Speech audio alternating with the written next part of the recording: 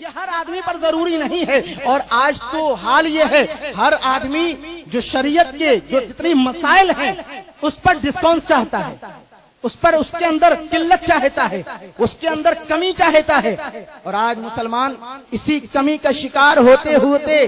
اپنے اعمال کو اکارت کرتا ہوا نظر آ رہا ہے, اپنی اعمال کو برباد کرتا ہوا نظر آ رہا ہے. ادھر قرآن ہم سے کہتا ہے اہدنا الصراط المستقیم, صراط مستقیم پر چلو, صراط مستقیم پر چلنا ہے, وہ راستہ جس پر اللہ کا انعام ہوا. مگر آپ بتاؤ کہ جب آپ شراب پی کر چلو گے کیا یہی صراط مستقیم ہے؟ جب آپ جوا کھیلنے کے لیے گھر سے نکلو گے یہی صراط مستقیم ہے؟ اور آج یہی بدعملی کا نتیجہ ہے کہ محلے محلے میں برائیاں پنپ رہی ہیں, محلے محلے میں جو ہے برائیاں پنپ رہی ہیں. اور اسی برائیوں کا نتیجہ ہے جو آج آپ کے محلے میں اتنا بڑا حادثہ ہوتا ہوا نظر آیا, یہ اسی برائی کا ایک حصہ ہے. مگر اے مسلمانوں, آج بھی اپنی آنکھ کو کھول لو تو سمجھ میں آ جائے گا کہ ہاں ہم کتنی گہرائی کے اندر ہیں, ہم کس قدر جو ہے برائیوں کے دلدل میں پھنسے ہوئے ہیں. میرا نبی چاہتا ہے ہم گناہوں سے بھی پاک ہو جائیں, میرا رب چاہتا ہے ہم تقوی والے ہو جائیں, میرا رب چاہتا ہے ہم جو ہے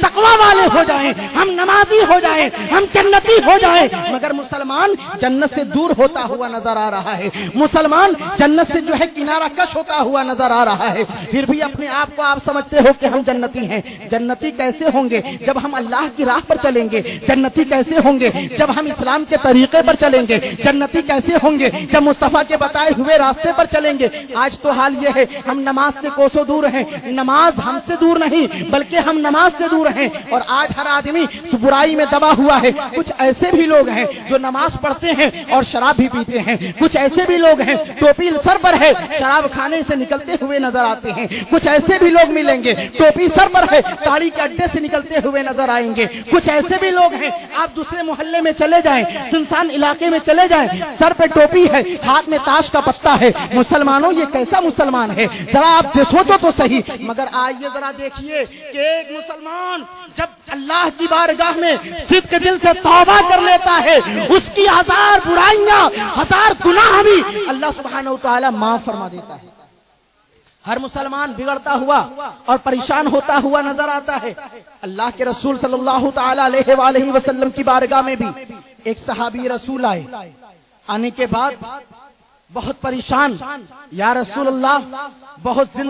دن سے پریشان ہوں. یا رسول اللہ پہلے میرے باغ ہرے بھرے رہا کرتے تھے, میرے آقا اب میرے باغ کے اندر جو ہے کھجور بہت کم پیدا ہو رہا ہے, میرے جو ہے کھجور کے درخت سوکھتے جا رہے ہیں. یا رسول اللہ ہم بہت پریشان نظر آتے ہیں. میرے آقا نے مشاہدہ فرمایا, اس کے چہرے کو دیکھا, چہرے کو دیکھنے کے بعد حضرت علی کو بلایا. حضرت علی قریب آئے, میرے آقا کے پاس حضرت علی آئے. میرے آقا نے اس جو ہے صحابی کے ساتھ حضرت علی کو لگا دیا اور لگانے کے بعد فرمایا اے علی جا اس کے جو ہے باغیچے میں چلا جا, اے علی چلا جا. اور حضرت علی گئے. جانے کے بعد حضرت علی کرم اللہ وجہ الکریم نے اس کی جو ہے باغیچے میں جا کر کوئی دعا نہیں پڑھا ہے, کوئی جو ہے وظیفہ نہیں پڑھا ہے, نہ میرے آقا نے کوئی وظیفہ دیا, نہ میرے آقا نے کوئی دعا بتایا, بلکہ حضرت علی پہنچے اور پہنچنے کے بعد حضرت علی نے اس کے جو باغیچے میں کھجور کا درخت تھا اس کو پکڑا ہے, پکڑ کر آپ نے ہلایا ہے. جیسے ہی ہلانا شروع کیا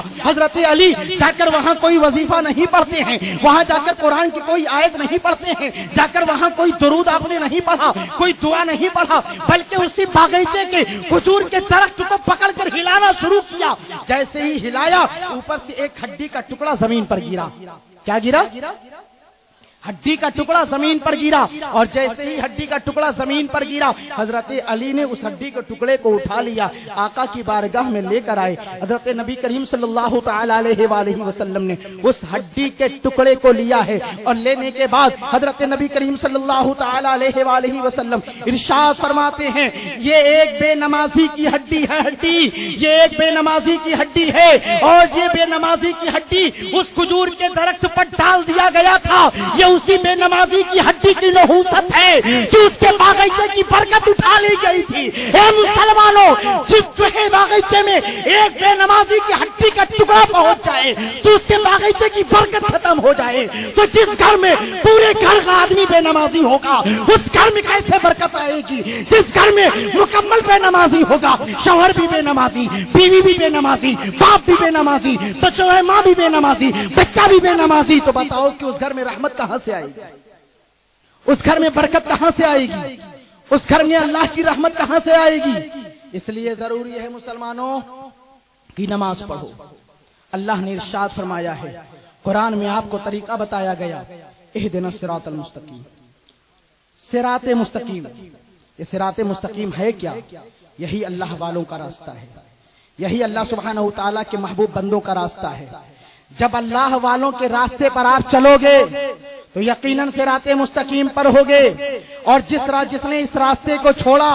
یقیناً وہ بھٹکتا ہوا نظر آیا، اور جب بھٹکتا ہوا نظر آیا ہے تو اس لیے دوستو ضروری ہے کہ اپنے آپ کو سدھارو، اپنی ایمان کو بھی درست کرو، اپنے عقیدے کو بھی درست کرو، اور اپنے عقیدے کو درست کرنے کے لیے، اپنے ایمان کو درست کرنے کے لیے ایک کامل انسان، کامل پیر کے ہاتھ میں ہاتھ دینا بھی ضروری ہے۔ جب تک آپ ان کے دامن کو نہیں پکڑو گے، ان کے ہاتھ میں اپنے ہاتھ کو نہیں دو گے، آپ کے ایمان کی بھی سلامتی نہ ہو پائے گی، آپ کے عقیدے کی بھی سلامتی نہ ہو پائے گی، آپ کے عقیدے کی بھی سلامتی نہ ہو پائے گی۔ اس لیے ضروری ہے مسلمانوں، وَكُونُوا مَعَ الصَّادِقِينَ، اللہ نے حکم عطا فرمایا ہے سچوں کے ساتھ ہو جاؤ، اور جب سچوں کے ساتھ ہو جائے تو پھر اللہ کی رحمتیں اس کے ساتھ ہو جائیں۔ جو سچوں کے ساتھ ہو گیا اللہ کی رحمتیں اس کے ساتھ ہو گئی، اور اللہ کی رحمت ساتھ جب ہوتی ہے تو اب آنے والی ہر بلا ٹلتی ہوئی نظر آتی ہے۔ جب اللہ کی رحمت ساتھ ہوتی ہے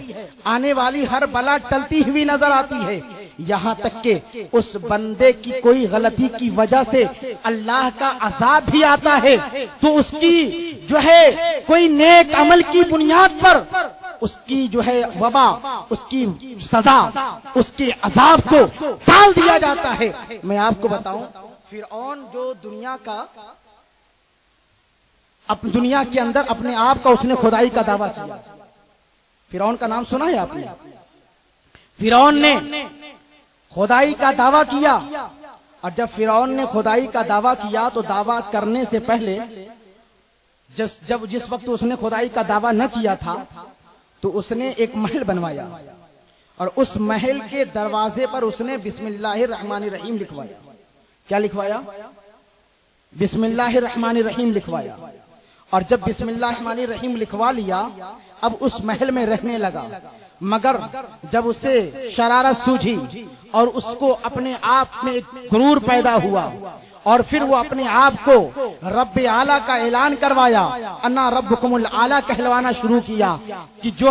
اس نے اپنے آپ کو خدا کہلوانا شروع کیا، تو اللہ سبحانہ وتعالیٰ کے پیارے نبی حضرت موسیٰ کلیم اللہ علیہ نبینا علیہ الصلوۃ والسلام، حضرت موسیٰ علیہ الصلوۃ والسلام نے رب کی بارگاہ میں عرض کیا، اے پروردگار عالم، یہ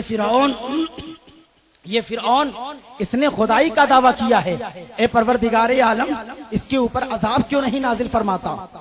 اے پروردگار عالم اس کے اوپر تو قہر کیوں نہیں ڈالتا؟ پروردگار عالم نے ارشاد فرمایا، اے موسیٰ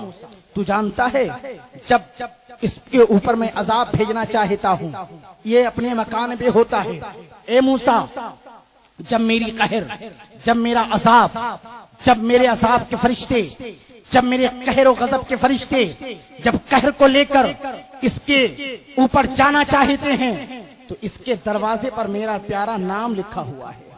اس کے دروازے پر میرا پیارا نام لکھا ہوا ہے۔ اس نے بسم اللہ الرحمن الرحیم اپنے دروازے پر لکھ دیا ہے، اور اسی رحمت والے نام کی برکت کی وجہ سے یہ بچ جاتا ہے، اور میری رحمت کے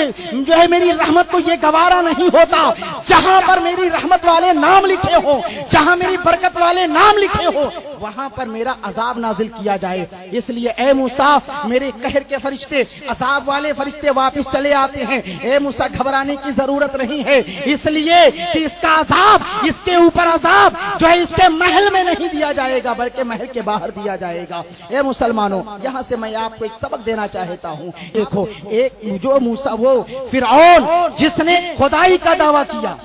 آپ تو کلمہ پڑھنے والے ہو، آپ تو اللہ پر ایمان لانے والے ہو، آپ تو قرآن پڑھنے والے ہو، آپ تو نماز پڑھنے والے ہو، آپ تو روزہ رکھنے والے ہو، آپ تو قرآن پڑھنے والے ہو۔ جب آپ جو ہے اس جیسے نابکار انسان نے اللہ کی رحمت پر امید کرتے ہوئے اس نے اپنے دروازے پر جب بسم اللہ الرحمن الرحیم لکھ دیا تو وہ اللہ کے عذاب سے بچتا رہا۔ تو ایک مسلمان جب اپنے دروازے پر اللہ کا نام لکھ لے گا تو اللہ کا نام لکھ لے گا، بسم اللہ الرحمن الرحیم لکھ لے گا، تو یقیناً اس کا گھر بھی رحمت و انوار سے پرنور نظر جو ہے بھرتا ہوا، پرنور ہوتا ہوا نظر آئے گا، اللہ کی رحمت سے بھرا ہوا نظر آئے گا۔ اس لیے مسلمانوں ضروری ہے کہ تم اپنی صبح کو جب جو ہے جاگو، اپنی صبح کی شروعات کرو تو اللہ کے نام پر، اور اپنی شام کو بھی ختم کرو تو اللہ کے نام پر ختم کرو۔ جس بندے نے اپنی صبح کو اللہ کے نام سے شروع کیا ہے اور اپنی شام کو اللہ کے نام پر ختم کیا ہے، وہ بندہ دنیا میں بھی کامیاب رہا ہے، آخرت میں بھی کامیاب رہا ہے۔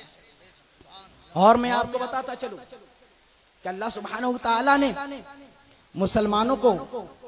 کس موقع پر کتنا بڑا بڑا انعام عطا فرمایا ہے، مگر آج مسلمان دین سے کتنا دور ہے، اور اسی دوری کا نتیجہ ہے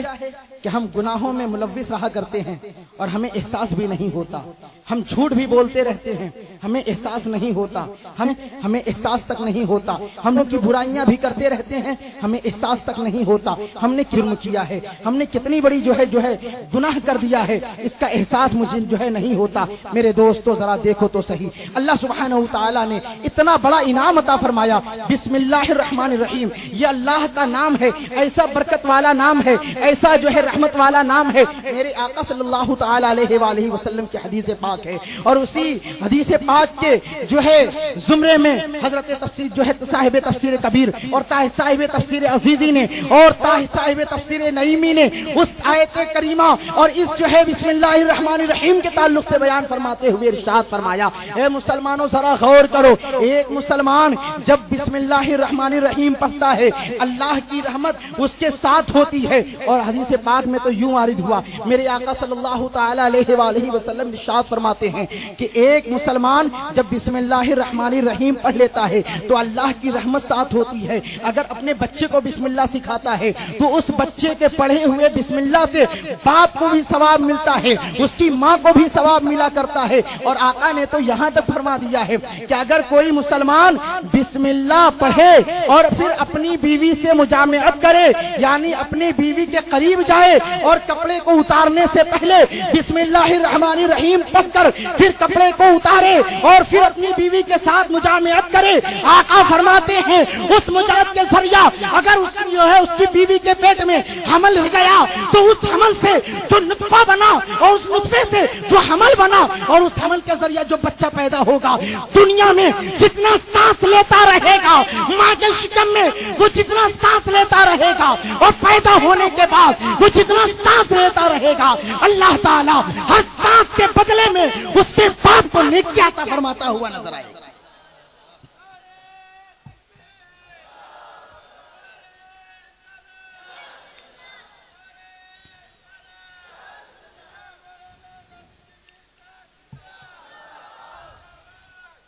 اس لیے ضروری ہے مسلمانوں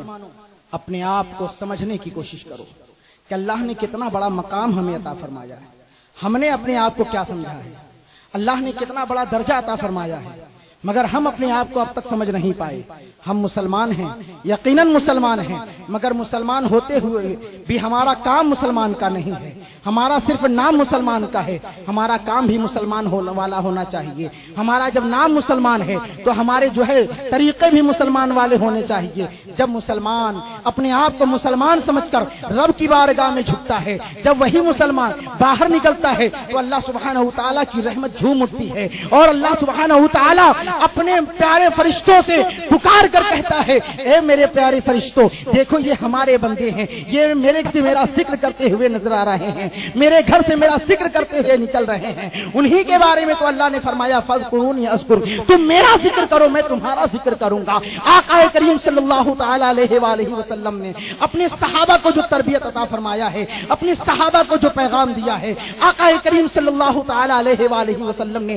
صحابہ کرام کو یہی تو پیغام دیا ہے، اے میرے صحابہ تم کو اللہ نے دین عطا فرمایا ہے، تم کو اللہ نے پیارا رسول عطا فرمایا ہے، تم کو اللہ نے کلام عطا فرمایا ہے، تم کو اللہ نے نماز عطا فرمایا ہے، اور اسی نماز کے صدقے میں اللہ سبحانہ وتعالی نے دنیا بھر میں مسلمانوں کو جنت میں اعلیٰ مقام عطا فرمایا ہے۔ آپ دیکھیں کہ ہم مسلمان ہیں، مگر مسلمان ہوتے ہوئے بھی ہم گناہ کرتے ہیں، ہمیں آپ کو احساس نہیں ہوتا ہے۔ آج یہاں اتنے لوگ بیٹھے ہیں اور بیٹھے ہوئے آپ خود سوچیں کہ آج حال یہ ہے، ایک دوسرے مسلمان سے ملتا ہے، جب ایک دوسرے سے ملتا ہے بڑی خوش دلی کے ساتھ ملتا ہے، ہاں بھائی بہت اچھے ہیں آپ، بڑے اخلاق مند ہیں آپ، اور ایک دوسرے میں جب ملاقات ہوتی ہے تو اس قدر خوش جو ہے دلی کے ساتھ ملاقات ہوتی ہے، اور جیسے ہی وہ بندہ تھوڑی دیر کے لیے غائب ہوتا ہے چلا جاتا ہے، یار بڑا نیچ آدمی تھا، یار بڑا فسادی آدمی تھا، بڑا کمینہ آدمی تھا، جب تک منہ کے سامنے تھا تو آپ اس کی تعریف کرتے رہے،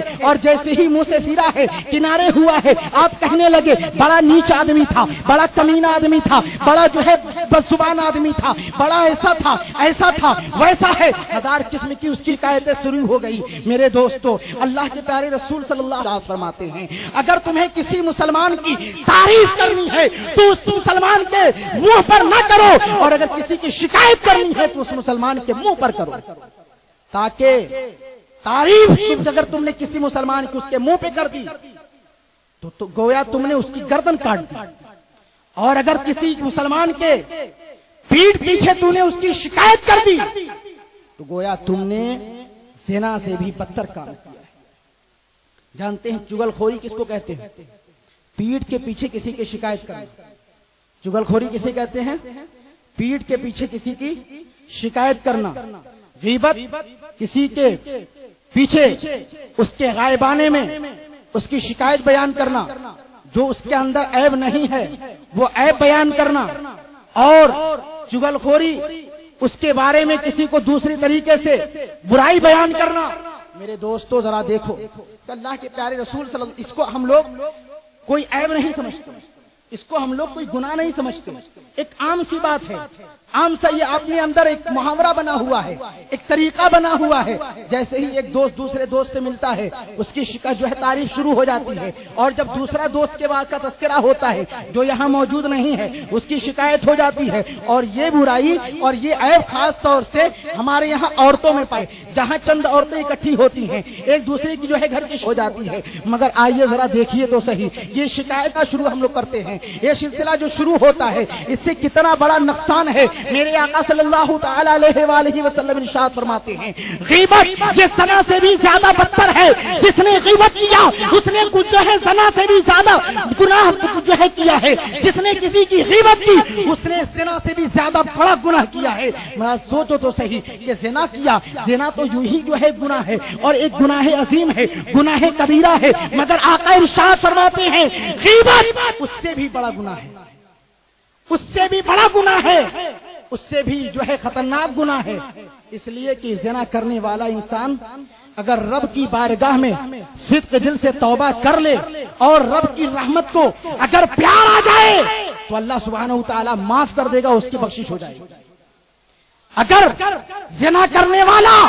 رب کی بارگاہ میں صدق دل سے توبہ کر لے اور توبہ کرنے کے بعد توبہ کر رہا ہو، رب کی رحمت کو اگر پیار آ جائے رب اسے معاف کر دے، اس کی معافی ہو جائے گی، اس کی بخشش ہو جائے گی۔ مگر اے مسلمانوں یاد رکھو اگر آپ نے اپنے دوست کی غیبت کیا ہے، آپ نے اپنے پڑوسی کی غیبت کی ہے، آپ نے اپنے بھائی کی غیبت کیا ہے، آپ نے اپنے رشتہ دار کا غیبت کیا ہے، اپنے محلے والوں کا غیبت کیا ہے، اپنے خاندان والوں کی غیبت کیا ہے، تو یاد رکھنا تمہاری لاکھ معافی مانگنے کے بعد بھی اللہ معاف فرمانے والا نہیں،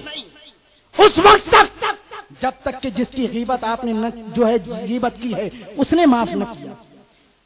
جس کی غیبت آپ نے کی ہے جب تک وہ معاف نہیں کرے گا اس وقت تک اللہ بھی معاف نہیں فرمانے والا ہے۔ چاہے تمہاری نماز جتنی ہو، تمہارا روزہ جتنا ہو، تمہارے حج جتنے ہو، تمہارا تقوی اپنی جگہ پر، تمہارا صدقہ اپنی جگہ پر، تمہارا حج اپنی جگہ پر، تمہارے مال و دولت خرچ کرنا اپنی جگہ پر، مگر سب کے سب کنارے ہو جائیں گے اور تمہارا غیبت کرنا اپنی جگہ پر سامنے آ جائے گا۔ رب فرمائے گا پہلے تم اس کو راضی کر لو، جب وہ راضی ہو جائے گا تو پھر میں تم سے راضی ہو جاؤں گا۔ آپ دیکھیں کہ ایک دولت مند آدمی، ایک تقوی پرہیزگار والا آدمی،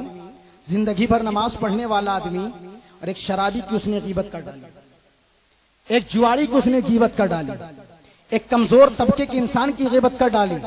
اور آج اس شرابی کے ہاتھوں یہ جنت میں مجبور ہو گیا جانا۔ ایک کمزور انسان نے ایک بڑے پاور والے انسان کو روک لیا ایک غیبت کی وجہ سے۔ مسلمانوں ذرا سوچو کہ کتنا بڑا گناہ ہم کرتے ہیں، اور میرے آقا تو ارشاد فرماتے ہیں کہ غیبت انسان کی نیکیوں کو ایسا کھاتا ہے جیسے کہ نمک کو پانی میں ڈال دیا جائے اور نمک پانی میں گھل کر ختم ہو جائے، پتہ بھی نہ چلے۔ اسی طریقے سے انسان کی نیکیوں کو یہ غیبت ختم کرتا ہوا نظر آتا ہے، مگر انسان کو خبر تک نہ ہوتی۔ حضرات محترم، اس لیے ضروری ہے مسلمانوں کہ ہم اور آپ اپنے آپ کو سمجھیں کہ ہم مسلمان ہیں اور مسلمان کا کام کیا ہے۔ میں نے آپ سے اپنی تقریر کے شروع میں ایک سوال کیا تھا، اسلام کا فنڈامنٹل کیا ہے، اسلام کی بنیادی باتیں کیا ہیں؟ آپ نے اب تک نہیں سوچا۔ میں آپ سے پوچھنا چاہتا ہوں اور آپ اپنے آپ کو سوچو کہ آپ کیسے مسلمان ہیں۔ اگر یہی سوال آپ سے کوئی غیر مسلم کر دے تو وہاں آپ خود بھی رسوا ہو رہے ہو اور اپنی قوم کو بھی رسوا کر رہے ہو، اپنی سماج کو بھی رسوا کر رہے ہو، اپنے اسلام کو بھی رسوا کر رہے ہو۔ کیسا اسلام کا ماننے والا ہے یہ؟ کیسا مسلمان ہے؟ داڑھی بھی ہے، ٹوپی بھی ہے، اچھا خاصا ڈریس بھی ہے، دیکھنے سے بڑا پابندی جو ہے اسلام نظر آتا ہے، دیکھنے سے بڑا پابندی اسلام نظر آتا ہے، مگر اسلام کے بارے میں کچھ بھی نہیں جانتا۔ یہ نل بٹا نل ہے، اسلام کی جب بنیادی بات ہی ان کو نہیں جانتا ہے تو پھر وہ آگے اسلام کے بارے میں کیا بتا پائے گا؟ اس لیے مسلمانوں ضروری ہے، آج میں ایک سبق دے کر جا رہا ہوں، یاد رکھنا، اور کل اگر کوئی آپ سے پوچھ بیٹھے تو جواب دے دینا، اسلام کو رسوا مت کرنا۔ میں نے پوچھا تھا اسلام کا فنڈامنٹل کیا ہے، اسلام کی بنیادی باتیں کیا ہیں؟ اسلام کی بنیادی باتیں بہت آسان ہیں، مگر آپ اس کو سمجھ نہیں پائے اور اب تک آپ نے جواب نہیں دیا۔ پہلا ہے توحید و رسالت، پہلا ہے توحید و رسالت، یعنی اللہ پر ایمان لانا اور رسول اللہ پر ایمان لانا۔ اللہ پر ایمان لانا، رسول اللہ پر ایمان لانا، اور ایسا ایمان لانا پورے مکمل ذات و صفات کے ساتھ ایمان لانا۔ دیوبندیوں کی طرح ایمان لانے کا مطلب نہیں کہ اللہ جھوٹ بھی بول سکتا ہے، بولے گا نہیں۔ اگر ایمان لاؤ تو اس طریقے سے ایمان لاؤ جس طریقے سے صدیق اکبر ایمان لائے تھے، ایسا ایمان لاؤ جس طریقے سے فاروق اعظم ایمان لائے تھے، ایسا ایمان والا بنو جس طریقے سے عثمان غنی ایمان لائے تھے، ایسے ایمان والے بنو جس طریقے سے مولا علی ایمان لائے تھے، ایسے ایمان والے بنو جس طریقے سے اللہ کے پیارے رسول کے صحابی ایمان لائے تھے، ایسا ایمان والے بنو جیسے غوث اعظم ایمان لائے تھے، ایسا ایمان والے بنو جیسا ایمان خواجہ غریب نواز کا تھا، جیسا ایمان محبوب الہی کا تھا، جیسا ایمان امام احمد رضا کا تھا۔ اور جب تم غلام احمد رضا ہو، غلام خواجہ ہو، غلام غوث ہو، غلام نبی ہو، تو ایمان والے بھی ویسے ہی ایمان والے بنو، جان رہے یا نہ رہے مگر ایمان سلامت رہے۔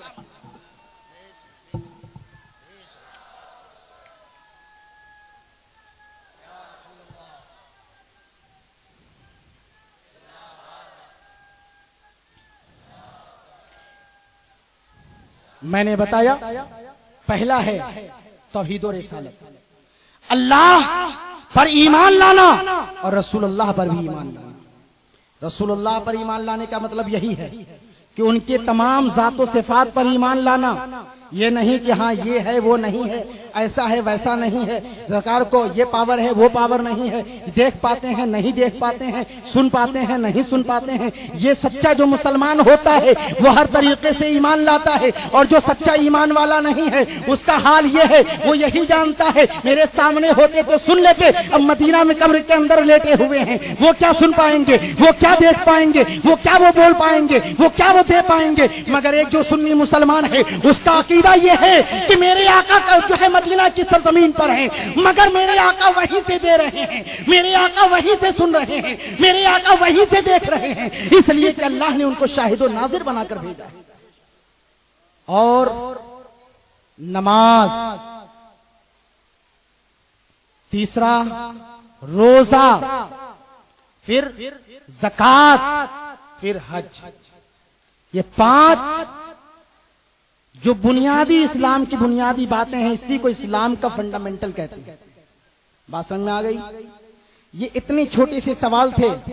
مگر آپ کی خاموشی نے پوری محفل پر سناٹا طاری کر دیا، اور یہی خاموشی کل اگر کسی عیسائی یا کسی ہندو یا کسی دوسرے مذہب کے لوگ اگر یہ سوال کر دیتے اور آپ خاموش رہ جاتے تو یقیناً نام کی رسوائی ہو جاتی۔ اس لیے مسلمانوں، کربلا کے میدان میں امام حسین نے اپنا آل و اولاد کو قربان کر دیا، مگر اسلام کو رسوا ہونے نہیں دیا۔ میرے دوستو، صحابہ کرام نے مکے کی سرزمین پر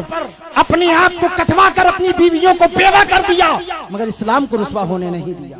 میرے آقا نے